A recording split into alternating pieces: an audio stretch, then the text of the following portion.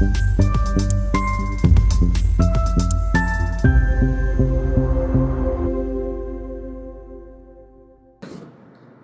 मित्रांनो, नाशिकमध्ये कॉर्पोरेट जिहादचं प्रकरण समोर आलेलं आहे. त्याला कॉर्पोरेट जिहाद म्हणावं का नाही म्हणावं, का लव जिहाद म्हणावं का, हा ज्याचा त्याचा प्रश्न आहे. पण एका बहुराष्ट्रीय कंपनीमध्ये, बहुतेक भारतातलीच बहुराष्ट्रीय कंपनी, जी सगळ्यात मोठी IT सेवा देणारी कंपनी त्यांच्यापैकी एक असल्याचं चर्चा आहे. मी नाव उघड करत नाही, कारण लगेच या गोष्टीचं कायदेशीर त्याची कारवाई करणं वगैरे अशा गोष्टी होऊ शकतात. पण एका बहुराष्ट्रीय कंपनीमध्ये मुस्लिम कर्मचाऱ्यांकडनं हिंदू सहकर्मचाऱ्यांचं, महिला कर्मचाऱ्यांचं लैंगिक शोषण करण्याचा, त्यातल्या एकीचं धर्मांतर करण्यात आलेलं आहे.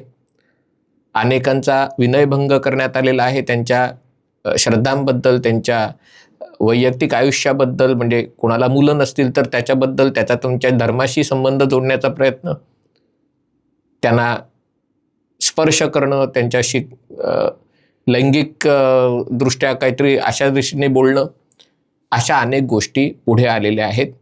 आणि याची तक्रार करूनही या कंपनीचं HR डिपार्टमेंट आहे, त्यांनी सर्वसमावेशकतेच्या खाली, की उगाच हे अशा प्रकारच्या तक्रारी आल्या म्हणजे उगाच नाहक मुस्लिम तरुणांना त्याच्यामध्ये लक्ष केलं जातं, याच्यातनं देशाच्या सेक्युलर कॅरेक्टरवर शिंतोडे उडतात. हल्ली जी सगळी सर्वसमावेशकता आहे, सगळ्यांना आपल्या कंपनीत, आणि त्याच्यामध्ये डायव्हर्सिटी पाहिजे, एक विविधता पाहिजे, सगळ्यांना समान संधी मिळाली पाहिजे, कोणावर अन्याय होता कामा नये, या सगळ्या गोंडस नावाखाली जर हिंदूंवर अन्याय होत असेल, महिलांचा विनयभंग होत असेल, तर ही अतिशय गंभीर बाब आहे. सुदैवाने महाराष्ट्र सरकारने याची अतिशय गंभीर दखल घेत SIT चौकशी लावलेली आहे. त्याच्यामध्ये अनेक धक्कादायक तपशील समोर येत आहे. पण एक गोष्ट जी सगळीकडे जाणवते ते म्हणजे मुस्लिम धर्मियांमध्ये कायदे कानून पाळणं, नियम पाळणं, याच्याबद्दलचा जो एक अनास्था दिसून येते, किंवा नियम न पाळणं ह्याच्यात आपला काहीतरी मोठेपणा असल्याचं दाखवण्याचा जो प्रयत्न असतो. टॅक्सी ड्रायव्हर, रिक्षा ड्रायव्हर युनिफॉर्म असताना युनिफॉर्म घालत नाहीत. पूर्वी नुसते ते पठाणी कपडे घालायचे, आता अनेक जण अरबी झगा घालायला लागले, धोब म्हणतात ज्याला.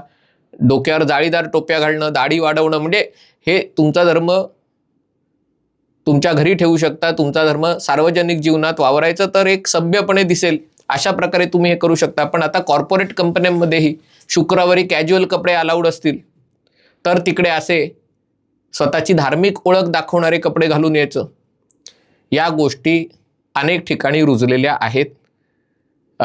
या ज्या तक्रारी, अनेक तक्रारी आलेल्या आहेत, त्या गुन्ह्याची FIR आहे, त्याची कॉपी प्रसिद्ध झालेली आहे, आणि त्याच्यातल्या काही गोष्टी वाचून दाखवणं आवश्यक आहे.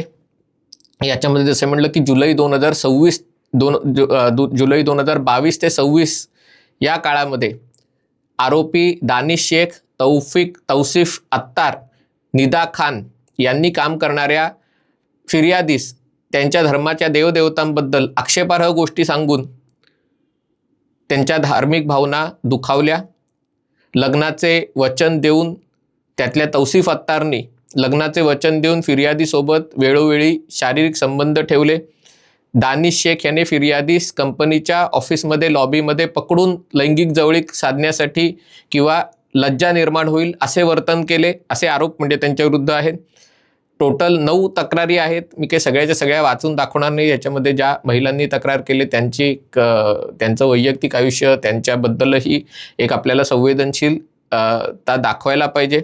पण नावं याच्यामध्ये रजा मेनन, शाहरुख कुरेशी यांनी महिला कर्मचाऱ्यांकडे रोखून बघणं, त्यांच्या छातीकडे बघणं किंवा अशा प्रकारे काहीतरी हावभाव करणं, या गोष्टी केलेल्या आहेत.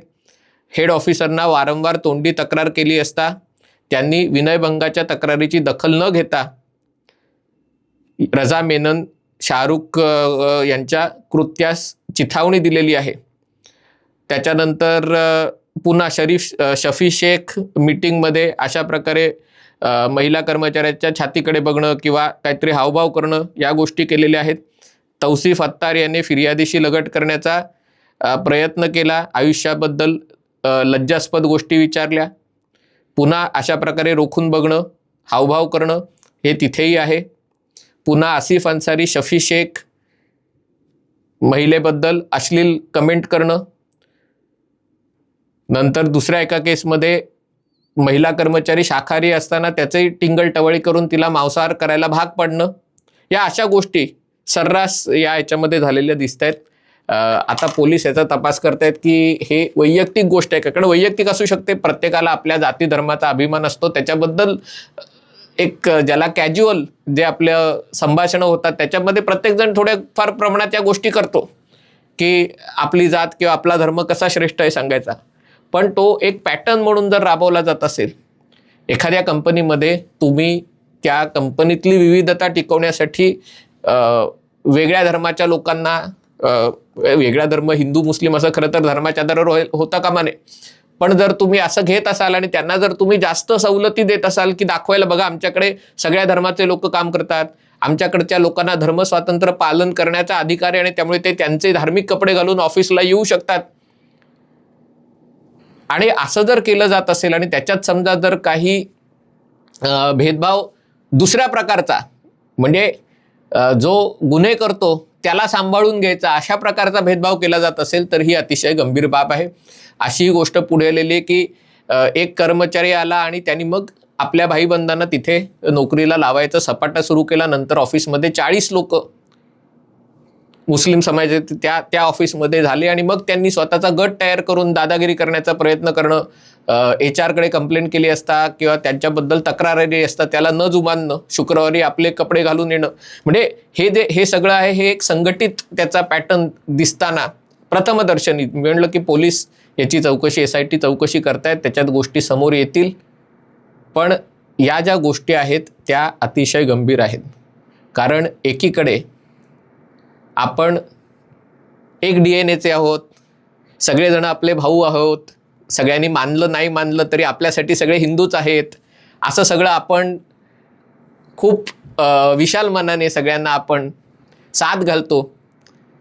पण आपण जी साथ घालतो त्याला जो प्रतिसाद मिळतो त्याच्या मागचा हेतू काय आहे त्याची शहानिशा आपण करायला जातोच असं नाही. आपल्या धर्मात असलेल्या परंपरा असतील त्या उदारमतवादी आहेत, आपल्याला दुसऱ्या धर्माच्या कुणाची काही त्यांच्या पद्धतीने पूजा असेल, काही हे असेल तर त्याचा प्रसाद खाणं किंवा शिरखुर्मा खाणं किंवा म्हणजे जे तुमच्या याला चालत असेल तर आपल्याला काही त्याच्यात हरकत नसते. दुसऱ्याच्या धर्माच्या प्रथा परंपरांमध्ये सहभागी झाल्याने आपला धर्म कमी होतो, आपला धर्म संपतो असं आपल्याला वाटत नाही. पण इतर धर्माच्या लोकांमध्ये जी एक कट्टरता वाढीस लागलेली आहे, ते सत्यनारायणाचा प्रसादही खात नाहीत. आणि हे आपले नाना शहाणपणा शिकवणारे, त्यांना सत्यनारायणाच्या पूजेचं जाम हे असतं. म्हणजे यांना सगळ्यांना खतपाणी घालणारे बरेचदा आपले हिंदू पुरोगामीच असतात किंवा हल्ली हिंदू झालेले एकेकाळचे पुरोगामी आणि आताचे स्वतःला हिंदुत्ववादी म्हणवणारे याच्यामध्ये असतात. पण आपल्याला हे कळत नाही की या लोकांचं जे एक मोडस ऑपरेंडी आहे ही वैयक्तिक नसते, ही सांघिक म्हणजे संघटनात्मक हे असते. त्याला कुठून तरी चिथावणी दिली जाते, त्याला त्यांच्या शुक्रवारी प्रार्थनेसाठी जमतात तिथे या प्रकारची वक्तव्य केली जातात, त्यांना सांगितलं जातं.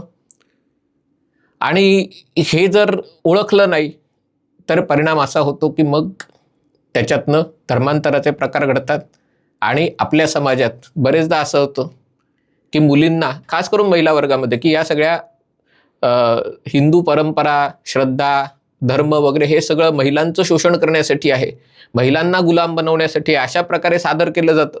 आणि त्यामुळे आपल्या धर्म, परंपरा, प्रथा या सगळ्याचं पालन न करणाऱ्या महिला मात्र मुस्लिम धर्मात असं काही सांगितलं तर कसा मुस्लिम धर्म समानतेची शिकवण देणारा आहे, कशा प्रकारे महिलांना विशेष मान देणारा वगैरे असं सांगून त्याच गोष्टी मात्र पालन करायला उत्तेजित केलं जातं, एनकरेज केलं जातं.